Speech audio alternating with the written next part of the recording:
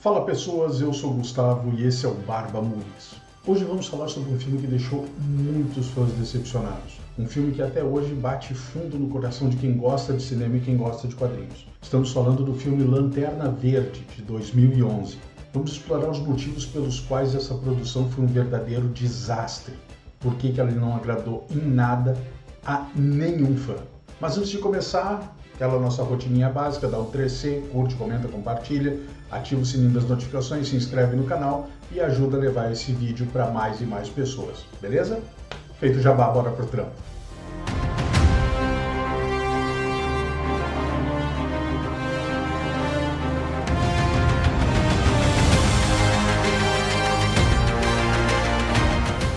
Roteiro falho, falta de desenvolvimento, efeitos capengas, desrespeito ao material original, elenco ruim ou tudo isso junto? A verdade é que não existe uma resposta só.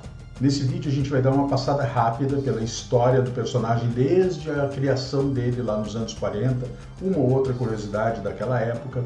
Vamos também analisar o filme, ver o que deu errado, quais as razões que realmente levaram o filme a ser o fracasso retumbante que foi. Vamos colocar em ordem as melhores histórias já publicadas do personagem nos últimos anos e ver que dá para montar não uma nem duas, mas 3 trilogias sensacionais do personagem. E para finalizar, a gente vai apresentar uma opção de elenco para o filme, para um eventual filme do Lanterna Verde quando ele acontecer. Então, como dizia Mary Poppins, vamos começar do começo, que é um bom lugar para começar. Bora! O primeiro personagem a ser chamado de Lanterna Verde foi Alan Scott. Ele foi criado em 1940 por Martin Laudel e Bill Finger para a revista All American Comics, se não me engano, número 16, de julho de 1940. Aqui entra uma primeira curiosidade. Bill Finger fez os desenhos da edição. E Bill Finger é o cara que salvou o Batman da mão do Bob Kane. Porque quem conhece quadrinhos sabe. Batman criado por Bob Kane. Ok, só que isso não é verdade.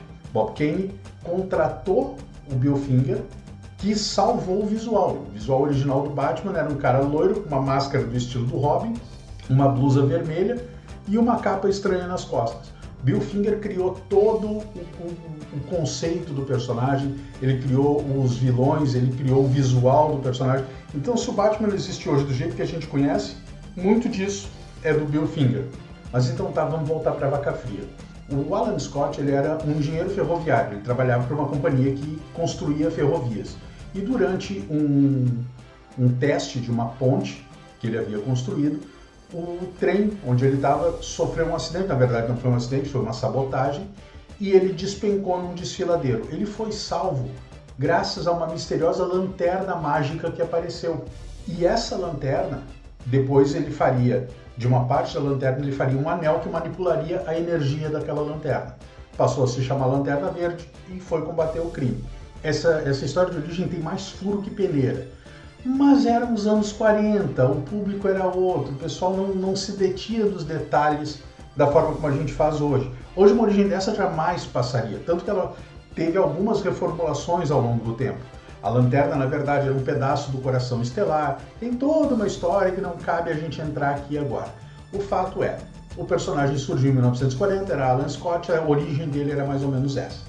O problema todo é que depois do fim da Segunda Guerra Mundial, né, os heróis foram muito importantes durante a Segunda Guerra Mundial, mas depois do fim da Segunda Guerra Mundial, os americanos estavam mais interessados em tocar a vida. Então eles não tinham mais tempo para ficar se dedicando a esse tipo de literatura. Isso abriu um espaço para um cara chamado Frederick Wertham, um psiquiatra, entrar em cena e dizer que os quadrinhos eram uma forma de incentivar a violência e a homossexualidade nas crianças. Nos Estados Unidos, no início dos anos 50, isso foi pesadíssimo. O país inteiro estava vivendo o início da caçada aos comunistas. Então estava todo mundo, né, de orelha em pé com tudo que estava acontecendo. E, é uma ameaça para as crianças, vamos acabar com isso. Então pilhas e mais pilhas de quadrinhos eram queimados em praça pública.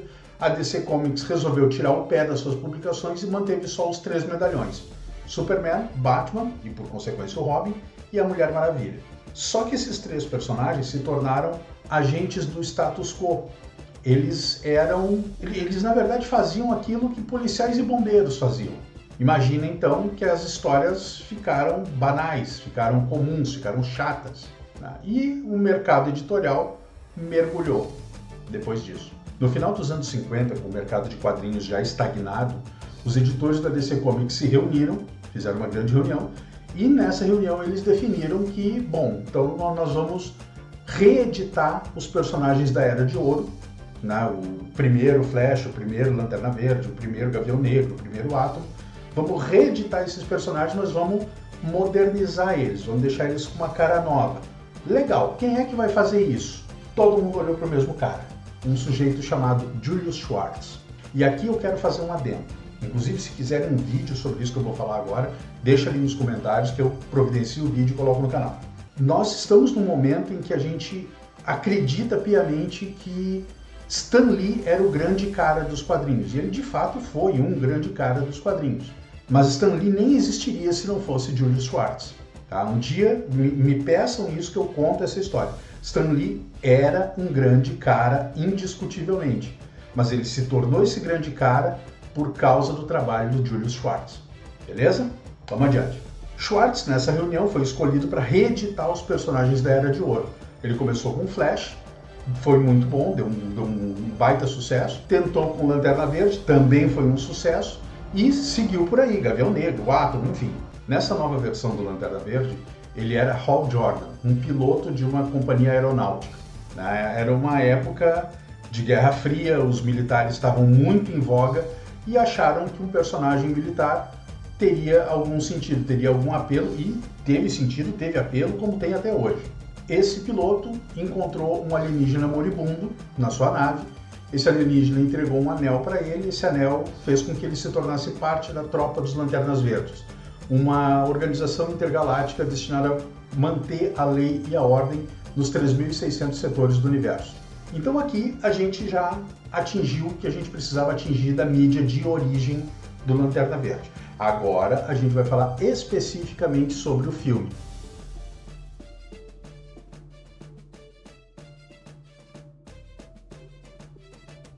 Lançado em 2011 com o roteiro de Greg Berlanti, Mark Guggenheim e Michael Green, Lanterna Verde foi dirigido por Martin Campbell, de Cassino Royale e A Máscara do Zorro. É um filme que corre o páreo para uma das piores adaptações de quadrinhos de todos os tempos, pelas seguintes razões.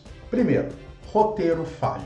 Essa é, na minha opinião, grande culpado, né, do fracasso do filme. Se o roteiro é ruim, não importa o que tu faça, o filme vai continuar sendo fraco. Não tem como tu salvar, tu pode ter as melhores atuações, os melhores efeitos, pode ter tudo. Se tu não tiver um roteiro bom, esquece, a história não vai andar. Vamos começar do começo. A sequência de abertura, embora ela seja interessante, ela atropela milhares de anos de história que poderiam ser desenvolvidos em outros filmes e que não eram indispensáveis de jeito nenhum para contar aquela história do filme. Principalmente se a gente fosse contar uma história boa do filme, não aquilo que foi contado. O Lanterna Verde é um dos personagens da DC Comics com a mitologia mais rica, com mais complexidades, com mais personagens. É provavelmente a maior e a mais interessante das mitologias da DC Comics. Quem leu alguma coisa do personagem de 2000 para cá sabe do que eu estou falando. Sabe que existem ideias maravilhosas para fazer um, ou na minha cabeça, pelo menos, vários filmes do personagem. O que aconteceu com o roteiro é que não quiseram contar a história de origem. Eles resolveram, sei lá, a impressão que dá é que eles puseram a mão em cima dos olhos e vai. Não é assim que funciona, né? Não é assim que se faz esse tipo de coisa. Eles criaram personagens para aquela história que são absolutamente irrelevantes. Eles saem de lugar nenhum e chegam a nada. Eles não existe uma razão, por exemplo, para o pai do Hector Hammond estar no filme. Não existe. E se existe, ela é pífia. É uma razão que não faz o menor sentido. Da mesma forma, enfiaram Amanda Waller ali. Nada. Gastaram com a Angela Bassett para nada. Mas o pior de tudo, pior que eles podiam ter feito, na minha opinião, foi pegar um personagem como Parallax e colocar como vilão no primeiro filme do que poderia ter sido, no mínimo, uma baita trilogia. Parallax é o personagem que destruiu o Hal Jordan. Ele apareceu pela primeira vez, não ele exatamente, mas possuindo o corpo de Hal Jordan em Crepúsculo Esmeralda, uma coletânea que saiu no Brasil com as últimas edições da revista do Lanterna Verde, quando ainda era a revista do Hal Jordan. Depois daquilo ali, ele saiu da revista e aí a revista resetou a numeração e começou com outro Lanterna Verde, Kyle Rayner. A gente fala dele em um outro vídeo. Mas o fato é que o Parallax, ele é o cara que destruiu o Hal Jordan. Ele transformou o maior dos Lanternas Verdes no pior vilão do universo. O cara tentou resetar o tempo na crise Zero Hora. Houve um crossover entre o Lanterna Verde Kyle Rayner e o Surfista Prateado, onde um dos vilões era Parallax, né? Então ele fez muita naba, muita coisa no universo DC. E usar esse personagem que até aí ele ainda não tinha sido completamente desenvolvido. Tu pegar esse personagem para fazer o que fizeram naquele filme, mudaram o core do personagem completamente, aquilo ali foi um crime. Aquilo ali foi criminoso o que fizeram. Parallax não era aquilo ali. O filme não podia ter usado Parallax daquela forma. O Lanterna Verde tinha N outros personagens que podiam ser usados, inclusive personagens que poderiam ser aproveitados depois, no caso do Atrocitus, a gente fala dele depois, mas não, resolveram usar Parallax. Tipo assim, tu tem um estilingue e tu tem uma submetralhadora, né? Qual é a tua arma mais poderosa? Eles usaram a arma mais poderosa para matar uma formiga. Então não fez muito sentido aquilo ali. Parallax é um personagem que, na minha opinião, deveria aparecer só numa segunda trilogia, quando toda a linha da história já tivesse mais desenvolvida.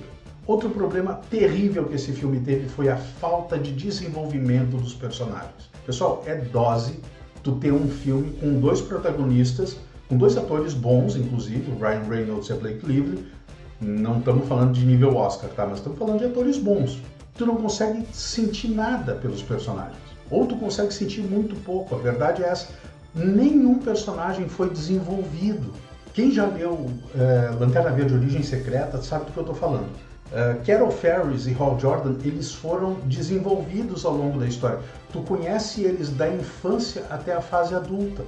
Tu consegue te envolver com os personagens. No filme não houve desenvolvimento. Simplesmente esse aqui é o herói, essa aqui é a mocinha, eles gostam um do outro, fim. Deu, acabou, era só isso. Não teve desenvolvimento de personagem. Se os personagens principais não tiveram desenvolvimento, imagina o que sobrou para personagens secundários. Ninguém teve desenvolvimento nesse filme. Nem a própria tropa dos Lanternas Verdes teve desenvolvimento nesse filme. Então isso foi realmente um problema seríssimo. Agravou o que já estava ruim, conseguiu ficar pior por causa da falta de desenvolvimento dos personagens. Nas histórias em quadrinhos, aqui eu vou pegar o exemplo de Origem Secreta, tá? Uma publicação que, na verdade, é uma minissérie em 6 edições, foi escrita pelo Geoff Johns e magistralmente desenhada pelo brasileiro Ivan Reis. Nesse quadrinho existe um desenvolvimento dos personagens. No filme isso não tem, tá? Não existe desenvolvimento. Ao invés de usarem o tempo que tinham de tela para desenvolver os personagens, fazer com que a gente crie uma ligação com eles, optaram por fazer coisas bestas que não contribuíram para absolutamente nada da história. Um exemplo, o aniversário do Jason Jordan, o sobrinho do Hal, né? No que isso agregou à história? Eu pergunto e eu mesmo respondo. Nada. Absolutamente nada. A relação entre o Hector Hammond, o pai dele, o senador Hammond, e aquela cena esdrúxula que não... Cara, não tinha sentido nenhum fazer aquilo ali com a Amanda Waller. Pra quê? Aquilo ali foi só para encher linguiça, foi só para perder tempo.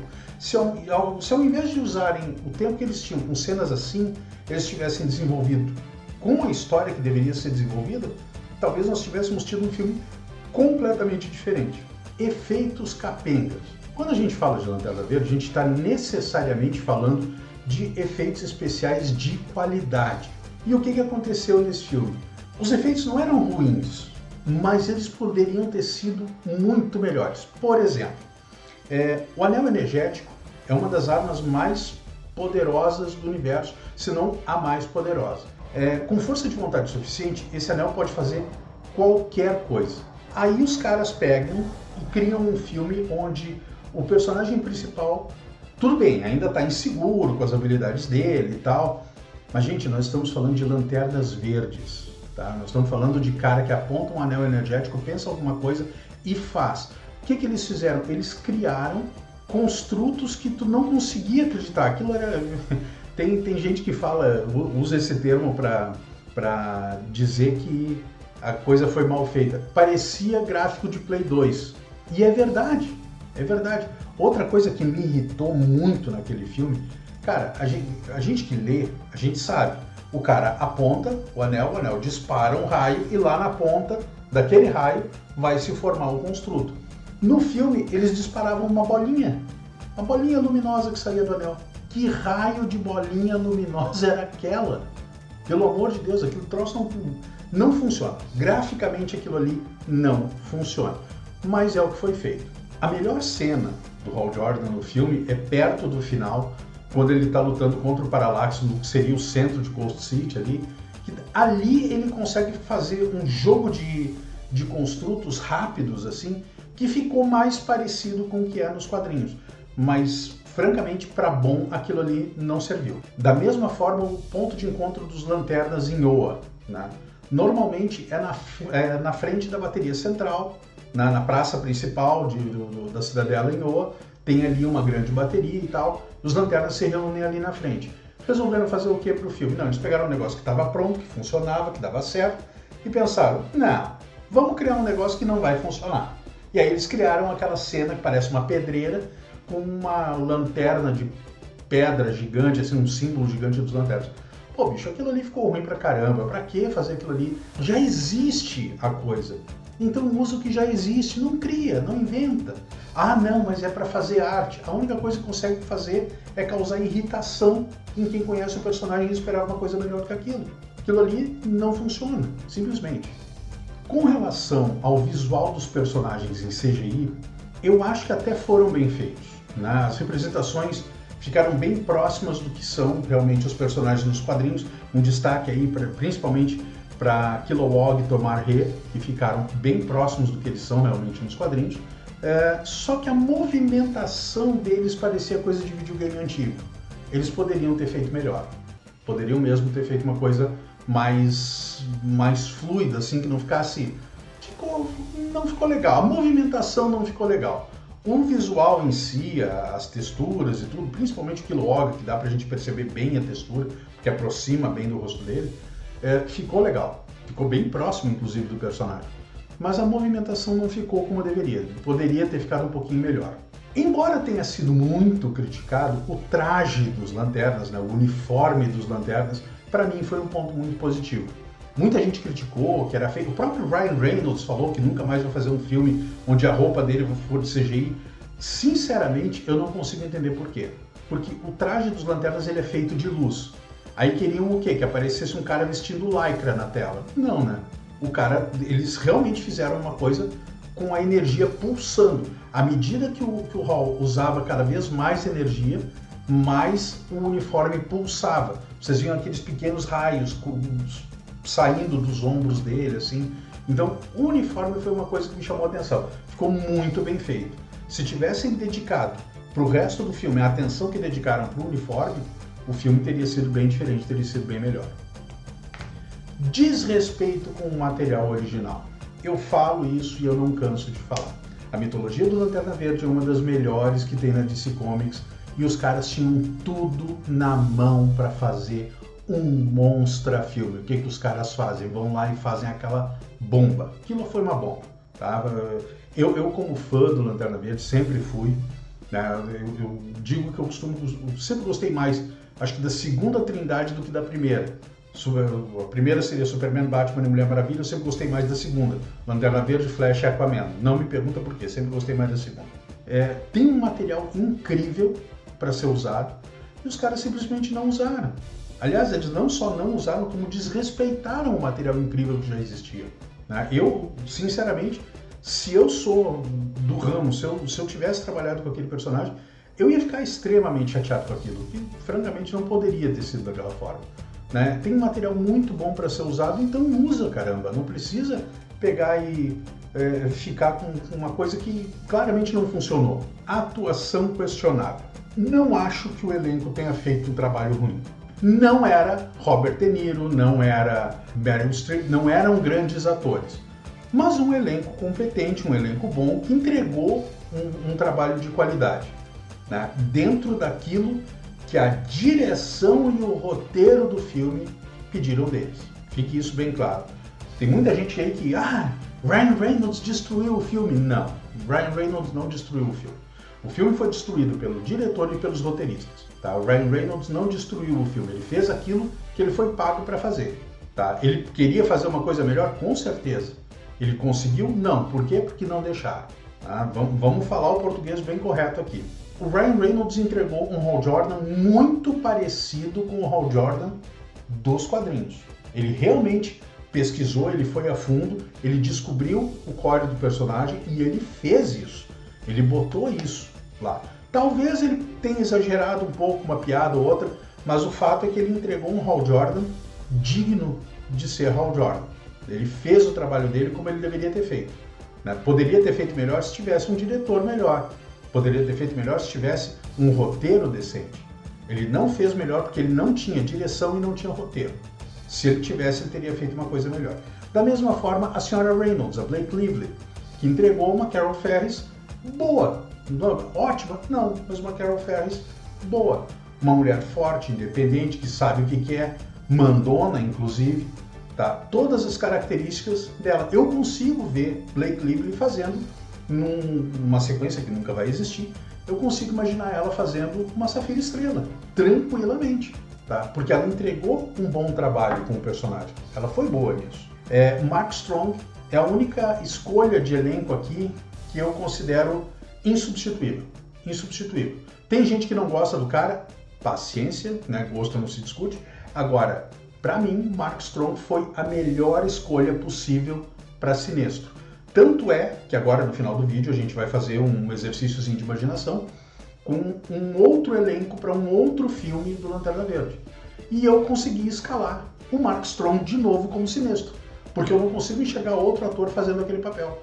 No final do filme, quando ele chama o Jordan pela primeira vez, que até então ele chamava de Terráqueo, pela primeira vez ele chama ele de Lanterna, no final do filme, ali, aquela cena ali, ele é o Sinestro de antes de jogar a jaca no ventilador. Para quem não sabe, o Sinestro, que é um Lanterna Verde originalmente, ele se torna um vilão a partir do momento que ele impõe uma espécie de lei marcial no planeta dele. Né? Ele passa a governar através do medo. E o medo é o maior inimigo da tropa. Né? Então os Guardiões vão lá, destituem o cara, prendem ele vai para um outro universo, consegue um anel amarelo que trabalha com o medo, e aí bola para frente. Aí ele se torna um vilão. Mas ali no filme ele é, até um determinado ponto, ele é realmente um Lanterna Verde e ele age como um Lanterna Verde responsável. Tá? E Mark Strong conseguiu entregar isso. Ele foi uma baita escolha para o papel do Sinestro. Talvez o único desapontamento que eu tenha tido com o elenco foi Peter Sarsgaard. Não inteiramente por culpa dele, mas é que largaram um personagem eu não posso falar, tá?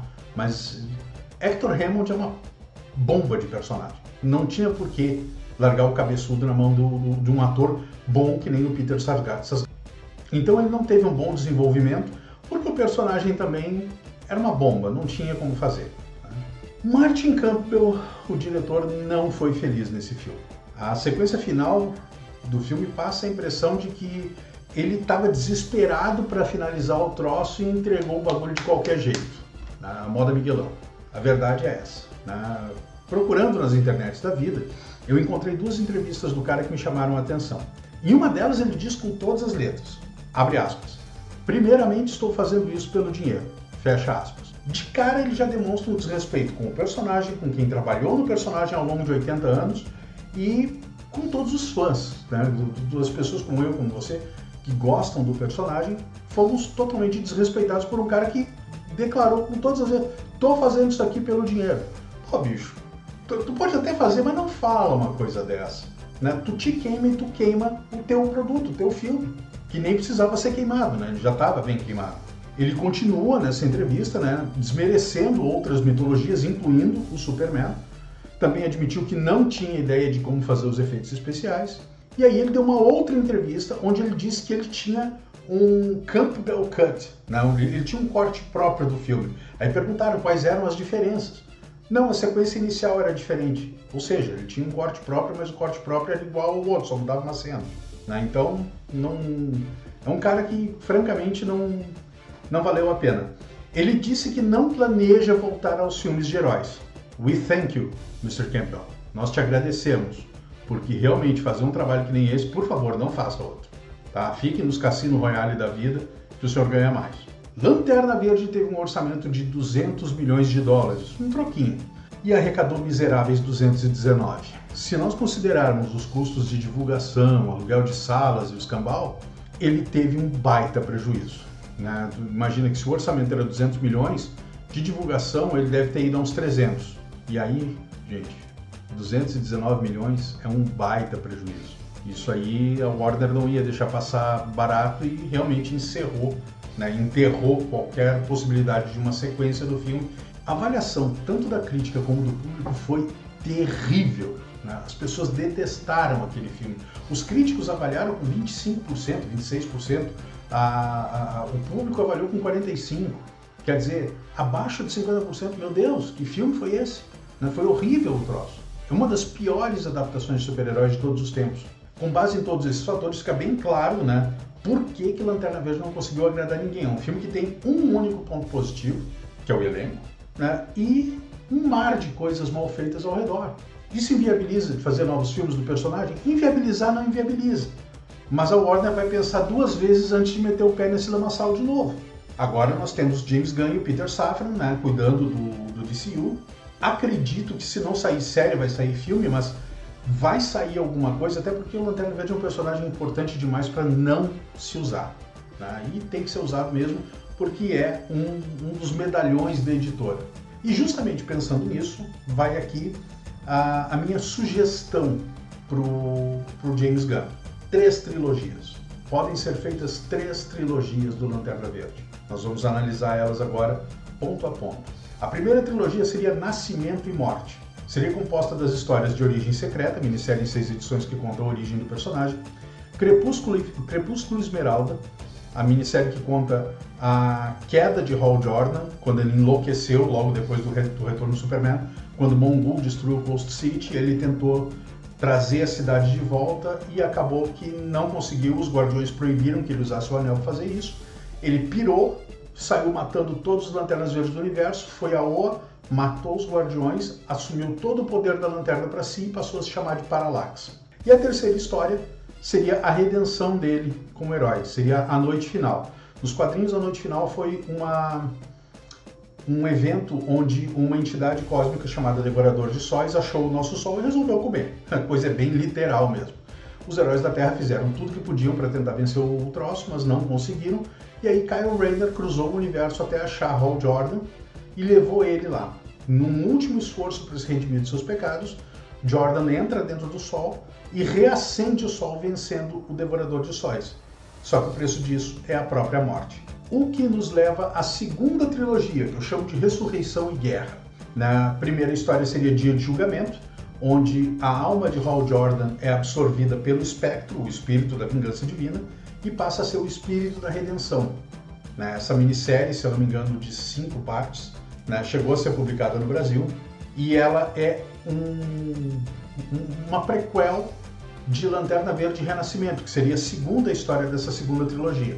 Em Lanterna Verde Renascimento, Kyle Rayner vai até dentro do Sol, resgata o corpo de Hal Jordan e leva ele para a Terra, ao mesmo tempo que agora nós vamos descobrir que Parallax não era simplesmente Hal Jordan ruim.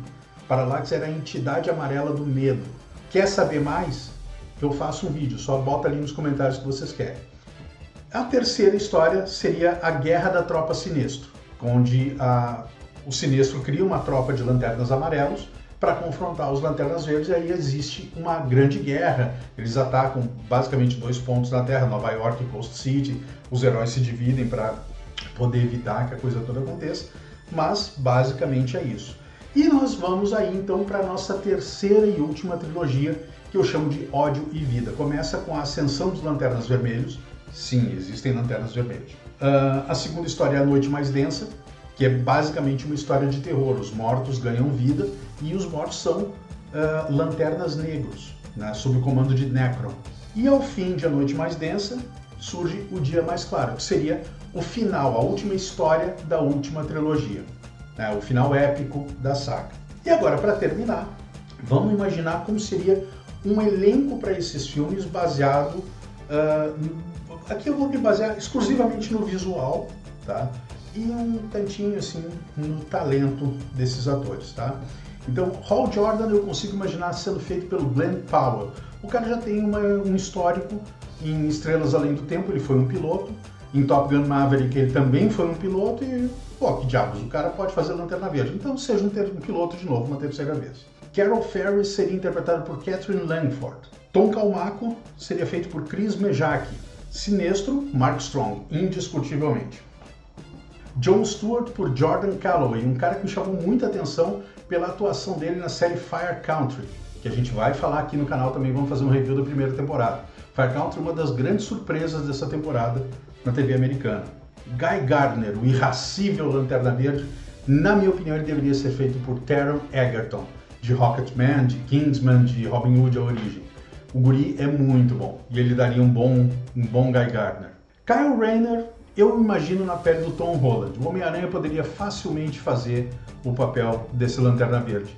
E por último, Gun Tat, o mais amigável dos Guardiões do Universo, poderia ser interpretado por ninguém menos que Peter Dinklage, né, que eu acho que seria uma adição bem legal para esse elenco.